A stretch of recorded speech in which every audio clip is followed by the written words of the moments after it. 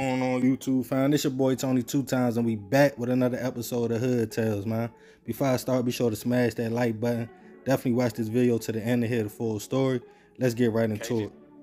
Sometimes in certain environments, people, places, and things can take over, turning a promising individual into something no one had ever thought. We all know the old saying, never judge a book by its cover. And on this episode of Hood Tales, we will be taking it to Detroit, Michigan to discuss a man that had a decent upbringing and what led to him being a hitman in Detroit's narcotics trade. Vincent Smothers came from a two-parent household with working parents and 7 siblings on Detroit's east side, with his father teaching him trades such as plumbing, electrical work, painting, fishing, and more. Vincent's father also was strict, no smoking or drinking for his kids. The group of friends Vincent hung out with back then were labeled the good kids, but life would change for the young man when one of his brothers decided to break into a neighbor's home. One of the neighbors was close to the homeowner and advised Vincent's brother every time he saw him, it would be problems. Around this time, Vincent's father had got sick, and his brother who broke into the neighbor's home would come visit the family one day. While there, the neighbor told him he would hurt him if he saw him, and he was home and came outside with a blicky. But the man didn't see Vincent's sister walking their brother to his car. The neighbor fired a warning shot to the ground, but the bullet bounced up and unfortunately struck Vincent's sister, who he was very close with, and hours later, she passed away. About 8 months later, even though Vincent tried to keep his nose clean, he started getting jammed up for small stuff at first, like stealing and auto theft.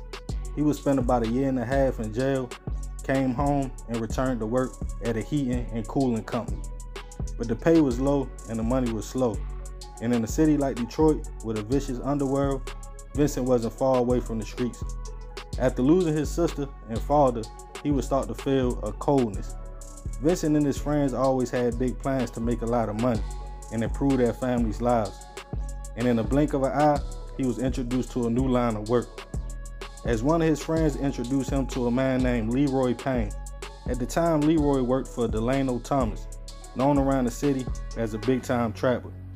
One day when Vincent and Leroy was hanging out in a group, somebody asked Vincent how much for a hit.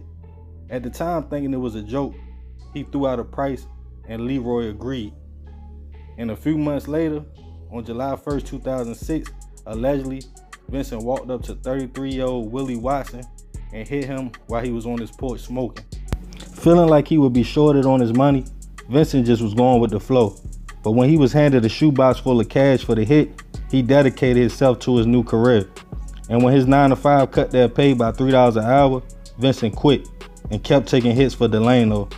Sources allege Vincent looked at it like homework, studying the target, blending into their neighborhood, and because of a slinky look with a squeaky voice, no one saw him as a threat. By August 16, 2006, after being hired to hit Delano's rivals, Adrian and Carl Thornton, 2 brothers, Vincent was back in action. With 2 blicks in hand, he allegedly hit Adrian, and 5 months later, hit his brother Carl. By this time, Vincent looked at it like no innocent victims, but if the targets were in the streets, it was fair game. The man Delano was working for allegedly would use concert tour buses to transport product and money from Detroit to Tucson, Arizona. Police would soon find out about this and were able to get 2 of the drivers to cooperate, before Vincent was hired to hit both drivers. On May 24, 2007, the plan was to lure the man to a park in Detroit, but the area was hot and the men were baited around the corner. Close to the meetup, Vincent's car broke down. He called Leroy and told him he would need a ride after the job was done. Still on the phone, Vincent allegedly spotted the drivers and asked did they need help, as one of them was looking under the car hood.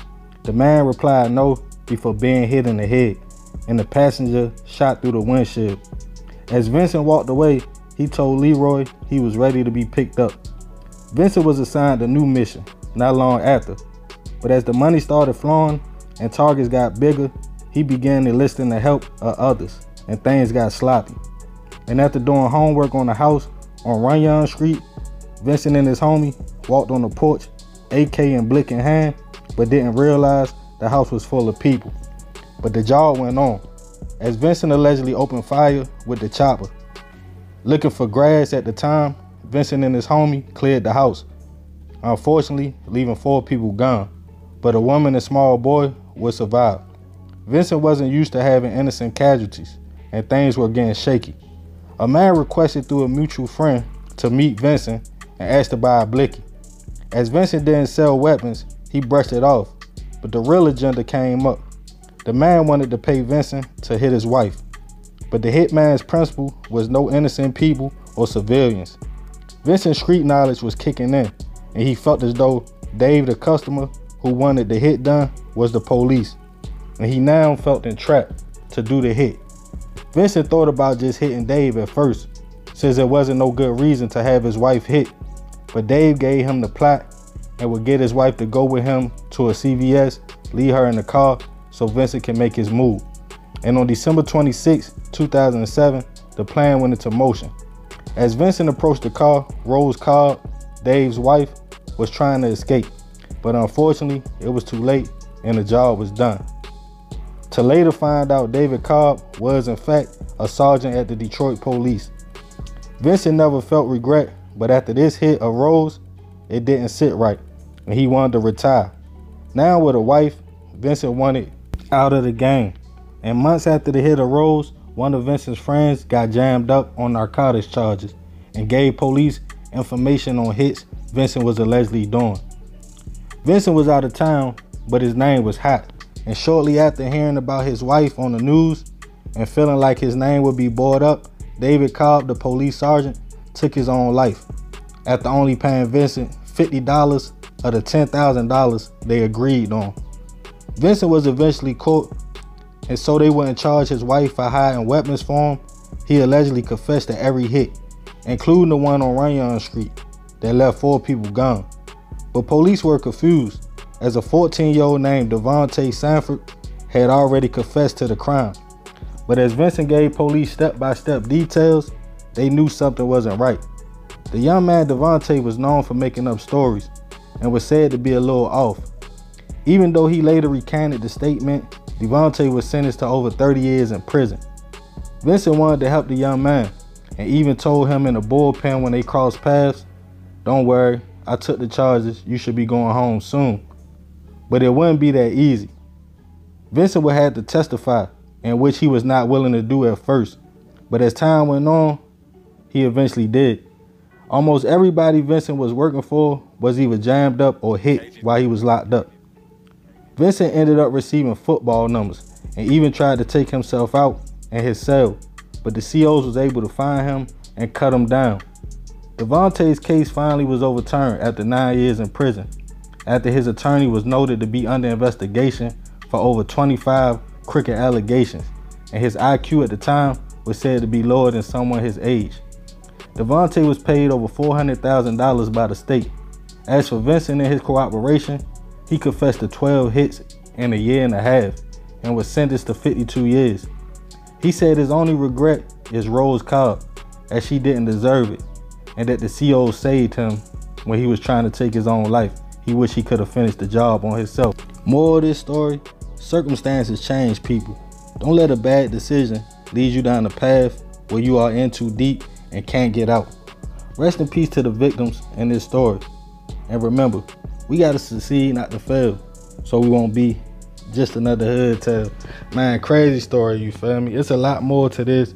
You know, Vincent also copped out to some other hits, and another man who they trying to say was wrongfully convicted, they was trying to get him released as well. I could really do a part 2 to this. I probably do, because there's a lot to this story. But Vincent, you know, he copped out to the hits. You know, the young man, Devontae, he was able to get freed after 9 years and get some money in his pocket for falsely, you know, stating that he did the hits, which later it came out that Vincent actually did it. But yeah, man, he just got caught up in a cycle he couldn't get out of. And when he wanted to change his life after the hit of Rose, it was too late. They already had him. Be sure to tap that like button, man. I appreciate you if you made it to the end. Y'all already know, fam, it's all love. This your boy Tony 2 Times. I'm out.